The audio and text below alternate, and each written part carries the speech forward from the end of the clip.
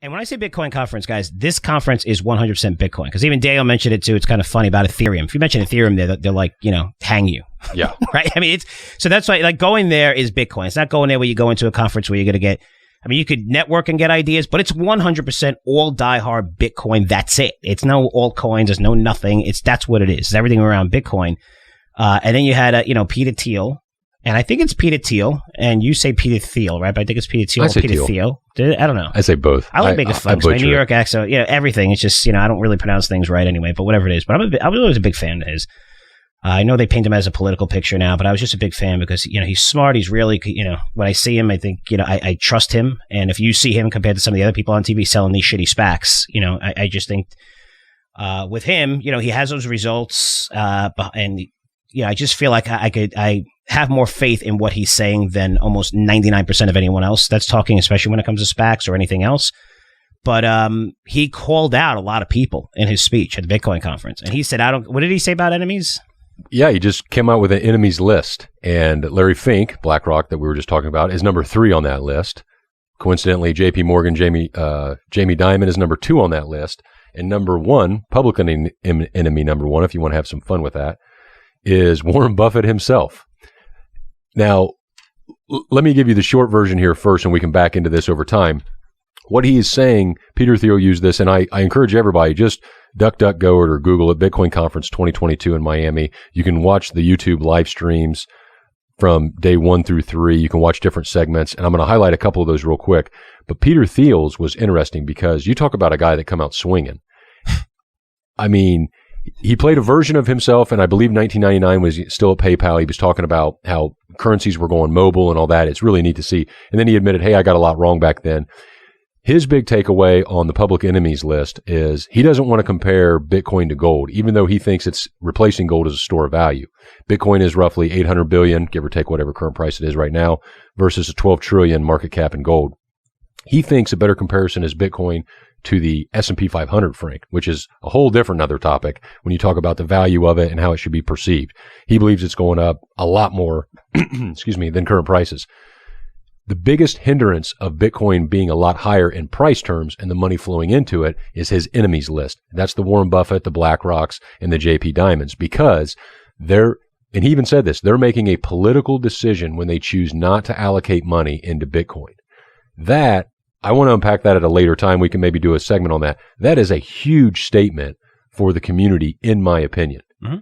He is literally calling out them, and he's encouraging the community to push back and to, for lack of a better word, just like we see in politics, when you don't like something, what do? You protest, you grab a megaphone, you shout, you scream, you grab attention. He wants them, and I think the community will do this, and you're already seeing adoption through mass institutions. We've highlighted in the past Mass Mutual, one of the largest mutual insurance companies and the oldest in the country. They've allocated a little bit to Bitcoin, nothing to move the needle in terms of their allocation, but the process in general. That calling out those top 3 people, and he was calling them names and everything else. Of course, people were cheering and ranting and raving because he's preaching to the choir there. I want to timestamp this and see about allocation because we've talked about Galaxy Digital and the influence that they have and the Middle East money flowing in and all the huge partners they work with. But I encourage everybody, you got to go watch these things because he calls them out. He compares Bitcoin to Ethereum. He thinks Ethereum is going to be more like a Visa payment thing. Bitcoin is more of a value, hold over time type deal. I didn't take as a negative against Ethereum, but some articles that I read perceived it that way. I really don't care about that. Are you ready to chime in here, Frank, or I feel like I'm rambling at this point. You've been really, really covering this, and that's what I love. Because, how much time do we got? I want to highlight one other thing that people need to turn to. No, go. So on the Bitcoin mining, they have a couple of panels on Bitcoin mining, and we've talked about this in the past, and one of the reasons I continue to get bullish on the sector, Bitcoin and other cryptocurrencies in general, is because last year at the Bitcoin conference, I thought it was very authentic. This year, I think it's much more focused on how they need to fight back. I don't think it's a coincidence that Peter Thiel is talking about calling out these enemies list and pushing back and encouraging people to allocate capital in massive amounts of weight to this space. It's not a coincidence that they're basically starting a super PAC, a political action committee, to back like-minded politicians. They understand, and what's cool is within this tent, within this conference, Frank, while it's all about Bitcoin, there's something for everybody. You have the Bitcoin people that are okay with it not taking over the world. You have the Bitcoin, but they don't want any other cryptocurrencies. You have the Bitcoin people that just, they don't want anything. I mean, there's people on there that say they don't use cash anymore. Mm-hmm. It's cool to be off fiat currencies. Hey, that's fine. Teach their own. The world's big enough for all, in my opinion. But there's so much to take away from this conference. That's why everybody should look at this. And when the argument is against Bitcoin because of its green footprint or lack of green footprint, its energy uses, that's when they attack it emotionally. And I say they, meaning asset managers, politicians, governments. When they attack it from an emotional standpoint, you need to really take note, because that's not the truth. You don't argue how much energy usage it uses when you don't talk about how much every other industry uses in energy finance or financing and energy usage. And there's a real good quote here from the co-founder, and I hadn't heard of this, co-founder of Core Scientific. And he says that whenever you hear these fear stories, and Newsweek did an article back in 2017, Frank, that by 2020, basically the Bitcoin miners and energy users would use all the power in the world. Mm-hmm. You know, just like global warming stuff. That's only a couple years late, but results don't matter to these emotional arguments. He calls out, this Darren Feinstein calls this out, that article out, along with the World Economic Forum article out. But he put it in perspective. Total energy generated annually is 160,000 terawatt hours globally. Okay. That's according to his data. You guys can fact check that or whatever. I am not smart enough to explain to you how much crazy power that is, Frank. I Googled it. There's some fun examples. You can do the same. The takeaway is here is, of the 160,000, total energy usage of the Bitcoin network is 220. Mm-hmm. That's 0.13749, whatever. I mean, the point is, it is literally a rounding error. Yeah, I mean, most smart people, and no, it's a political thing, and it's a fucking joke. Perhaps so. Yeah. But the majority of people, I think, would admit that the headlines that they see around Bitcoin and energy usage is negative, not positive. Yeah. And that is going to start to change as the community itself pushes back. And I don't see how that's not crazy bullish for it. And there's several segments or panels about different mining and energy grids and energy uses that I think everybody should, hey, just bump the speed play, the feedback up to 1.5 or 2 times. You know, that cuts down, you can get through this more quickly, but everybody ought to listen to some of those panels, because there's a lot of great information. Yeah, I mean, the information, that's the thing. Man, I'm going to say something that's going to get me in trouble. I don't care. But the majority of people don't know better. Okay, they don't. They're not going to do the research. They're going to listen to someone on TV. They may listen to me on podcast, which I always say, when you listen to this right now, do your own research.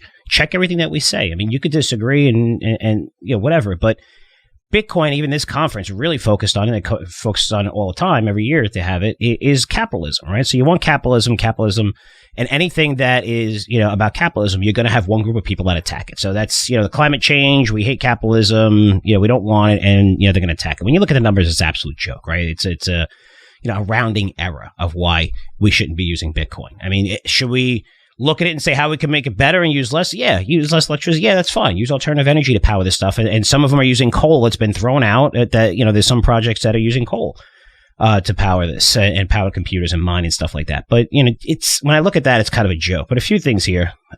So calling out people is okay. I disagree with a lot of people on TV, and I don't call them out. I'll call out certain people. And you guys know what I'm talking about. And the reason why Peter Thiel is calling out certain people is because when that person disagrees with you, that's fine. But when they're saying that you're basically an asshole for buying Bitcoin, which is what Warren Buffett is saying, Jamie Dimon is saying, Larry Fink is saying. They're saying it's going to zero. You're an idiot. It's bullshit. It's Tulip Mania again. So you're really attacking the integrity of the people who really believe in this. Then you have to stand up for yourself. Okay. Then you have to stand. So that's a different, it's not like, because Peter Thiel's not the type of guy that just rips everybody apart. Again, I love when people have a different opinion. You could disagree. That's fine. But when people are saying no, because of the way you think, you are a freaking idiot. That's why you have Peter Thiel said enough's enough. He said, what did he say? Warren Buffett, called him a sociopathic grandpa from Omaha. So Jamie Dimon, Larry Fink, BlackRock, he says opposed the revolutionary youth movement behind Bitcoin.